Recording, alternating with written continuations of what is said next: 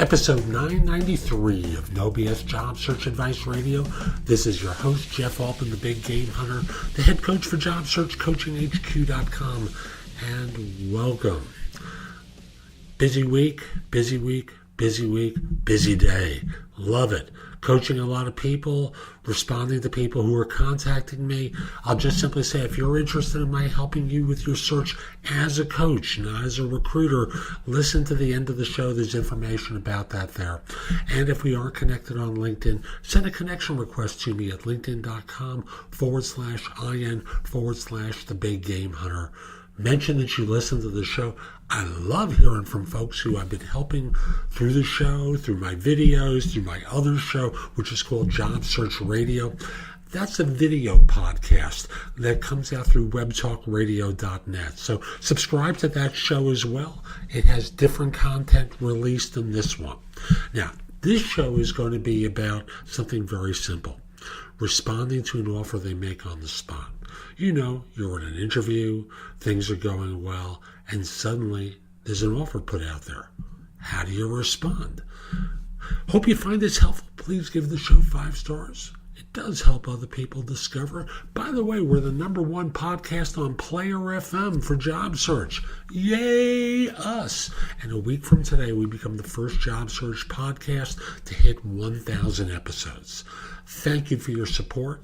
And now, let's get going. Now, imagine you're in an interview. Maybe it's the first interview, maybe it's the 5th interview. And suddenly comes that moment where out of the blue they say, we'd like to make you an offer. And they tell you the amount. What are your thoughts? Now, the typical advice is to say, I'm thinking favorably about this, but I'd like a little time to think about it. Can you give me a day? Personally, I think, you ask for 48 hours rather than 24. But I want to back up for a second, because the typical advice isn't always the right advice. It can be under certain circumstances, but I want to give you a different piece of advice.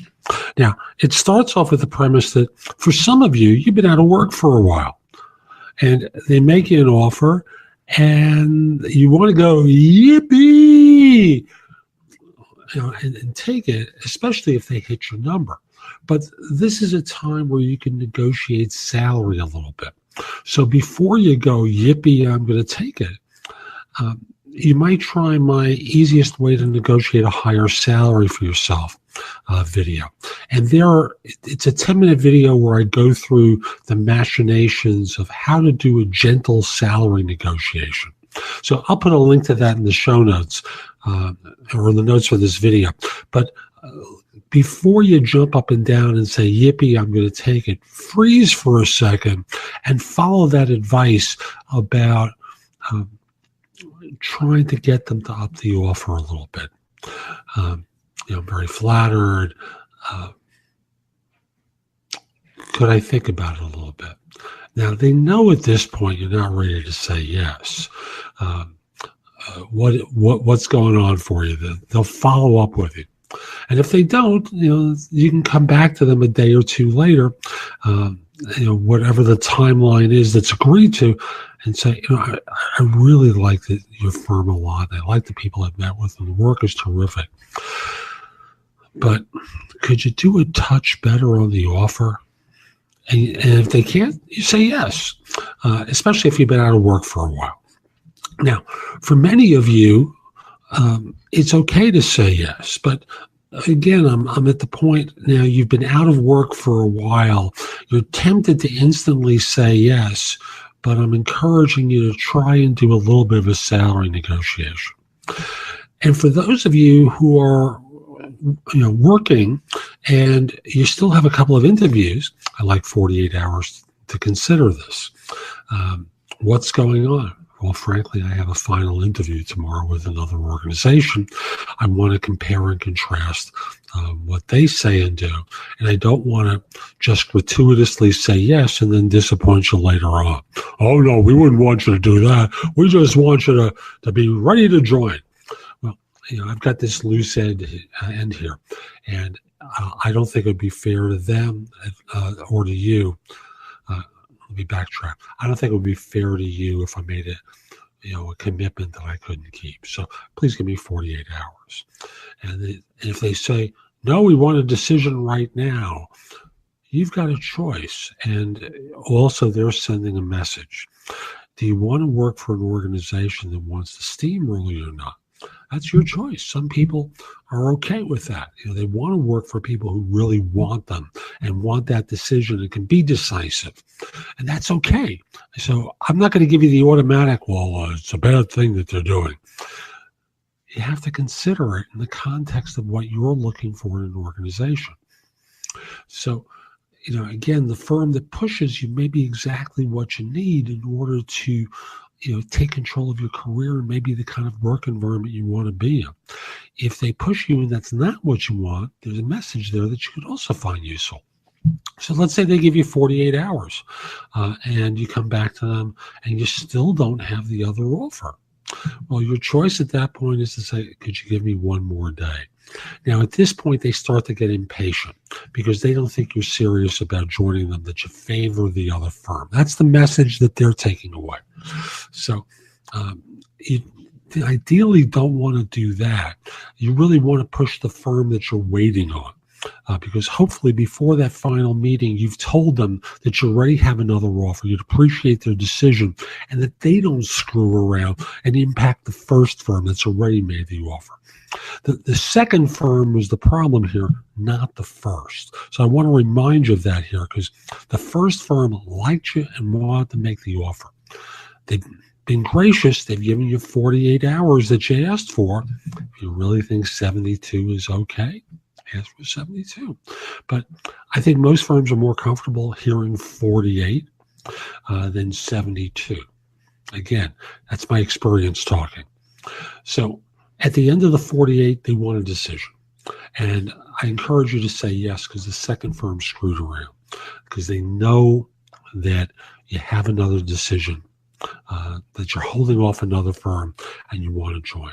And yes, this second firm could offer you a boatload of money, and they may yet offer you a boatload of money. Doesn't mean you don't listen, but for now, it's time to say yes to the first firm. So just to review, if you have nothing else and they make you an offer on the spot, it's your opportunity to do a little bit of salary negotiation using the easiest way to negotiate a higher salary for yourself. Then from there, if you have something and you're stalling because you have another interview, then you're asking for 48 hours to have this other interview. And then from there, if you haven't heard from the second firm, you're accepting. But that doesn't necessarily mean that you're not going to say yes to the second firm if they come in with a superior offer. Now, one last scenario.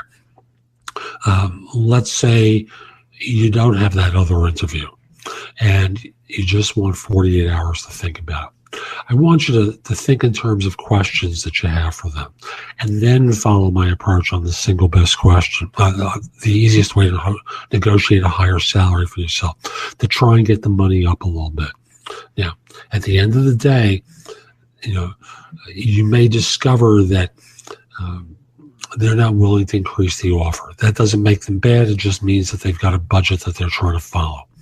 But you try, because it's always better in your pocket than in theirs. After all, $1,000 increase, more likely a $5,000 increase that they may make to try and close the deal, or a $10,000 increase.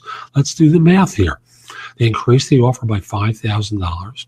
At the end of 5 years, that's worth more than $26,000, given salary percentage increases that you'll get over the course of your time there. Better in your pocket, $25,000, $26,000.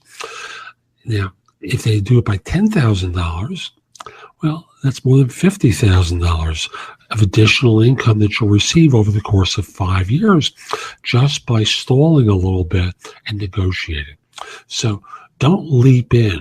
Always delay a little bit. It makes them anxious and more likely to negotiate with you, increase the money, and increase what you have in your pocket.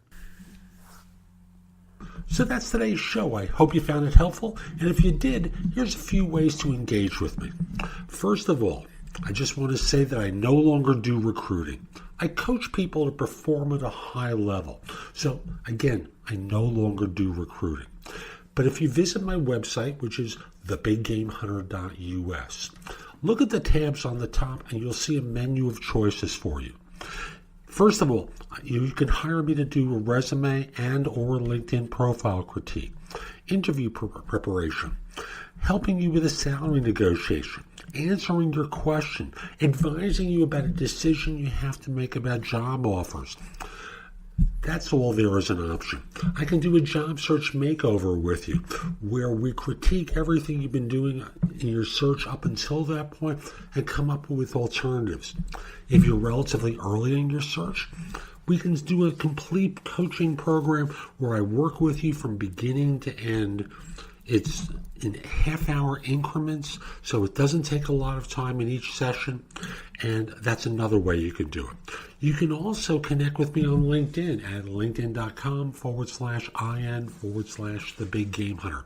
Mention that you listen to the show because I love hearing with folks who like the show and are interested in my help. Lastly, I also want to mention I've got a lot of information at thebiggamehunter.us, and at times it seems like it's too much.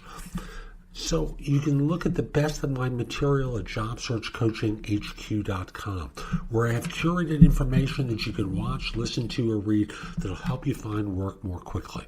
Again, that's jobsearchcoachinghq.com. I'll be back tomorrow with more, and in the meantime, hope you have a great day. Take care.